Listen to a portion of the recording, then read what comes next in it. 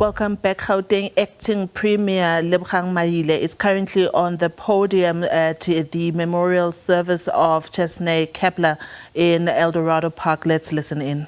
My condolences once again to the Keppler family, the MMCs, MMC Arnold, MMC Kunene, the chair of chairs in the Gauteng legislature, Bishop Adams, the head of department, the councillors, members of parliament, law enforcement officials in your different ranks and from different institutions, members of the Eldorado Park community, who is also grieving because one of your children has been senselessly killed.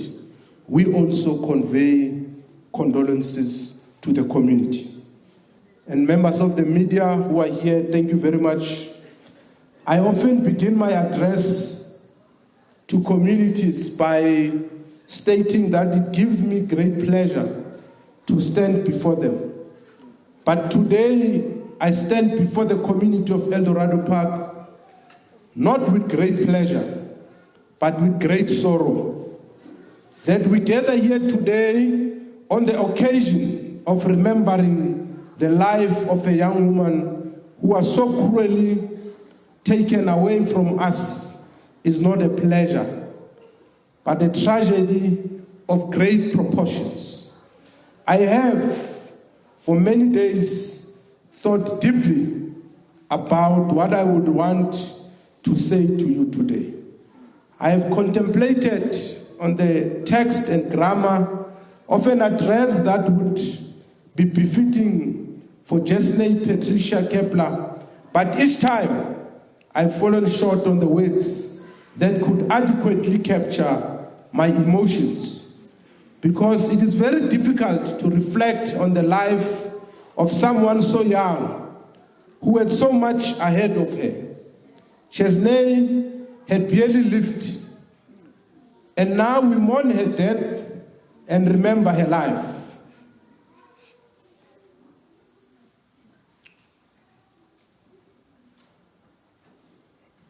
It is a cruel path to which no family should ever be condemned to. It is made even more cruel by the fact that this memorial service is taking place at the dawn of a new year, a time of great hope and celebration.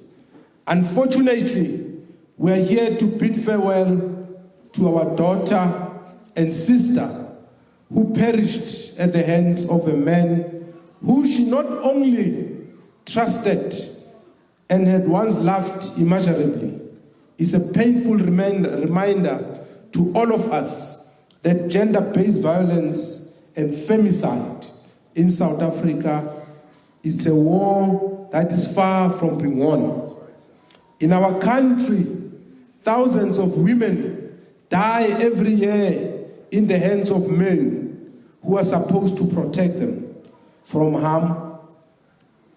In this case, the true horror is that such a man was an officer of the law, someone who was duty-bound to provide a bridge across the chaos of everyday life.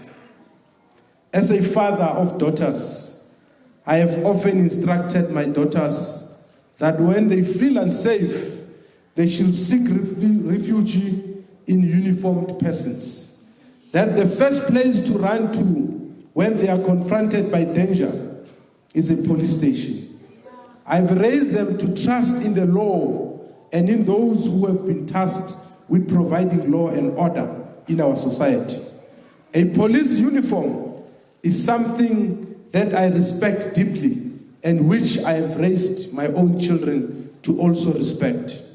But the news of the brutal murder of Chesnay came out. I had to confront everything I have always known and believed, and to respond to difficult questions from my daughters who are asking me whether I will still instruct them to seek protection from law enforcement when an officer of the law is capable of causing so much harm. And this is the horror when an officer of the law commits a crime. It erodes all trust in the system and leaves the most vulnerable people in society with a sense of helplessness and anxiety. When we cannot trust law enforcement to protect our children, who then shall we trust? It's a question that millions of South Africans have had to battle with, and none more than the Keppler family that has had to endure the immeasurable pain of burying their daughter, whose life was so unfairly extinguished by a man who the law entrusted with her life. I stand here as a public representative, as a father, an uncle, a brother, and a South African man. I stand here as part of the problem. I say part of the problem because we as South African men live in a society where women cannot exist fully as human beings. It is a society that we have created for them by omission or commission. While not all men commit crimes against women, all of us know that such crimes are happening. That alone makes us responsible for doing something about them. Because to be neutral in the situations of injustice is to stand on the side of the perpetrator. This horrific murder of Chesnay must force all of us to confront our own complicity. Even if such complicity is expressed solely in that we have not done enough to make our communities safe spaces for women to exist. We must ask ourselves as men, what is it that we do on a daily basis in our lives that makes it a better place for women? When we read of yet another woman being raped, killed, or maimed in the hands of a man, do we sign and turn the page to the sports section of the newspaper, or do we recognize that it is a call for action for us to organize ourselves and join in the fight against gender-based violence? This is a question that has preoccupied my mind since Chesnay's murder, and the answers have been revealing. Because I realize that as a man, I can and should do better.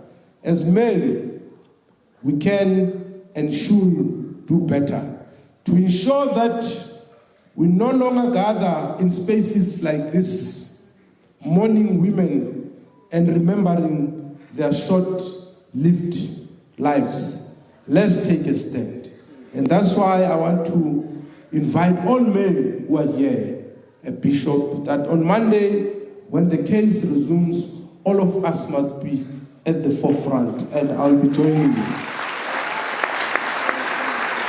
Gender-based violence must be understood as a complex crisis, one that is informed by structural constructs that are political, that are social, cultural, spatial, geographic, and economic.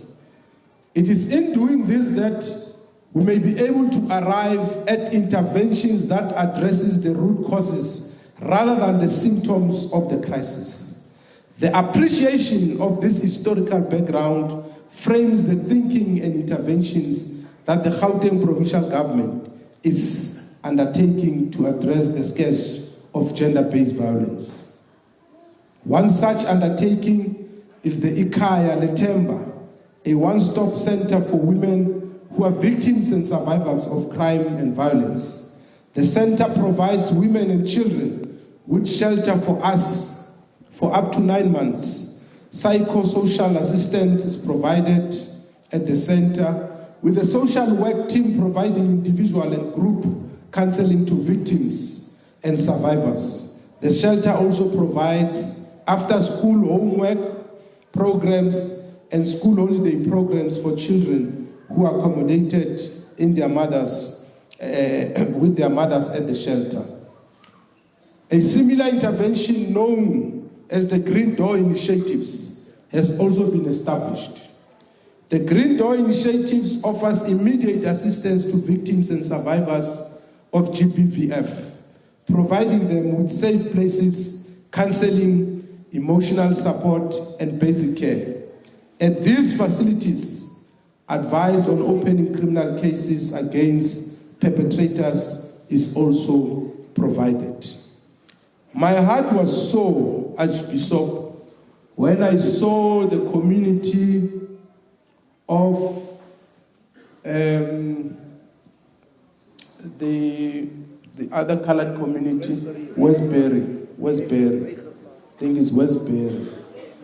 Yes, the community has lost a pregnant mother who died with the child.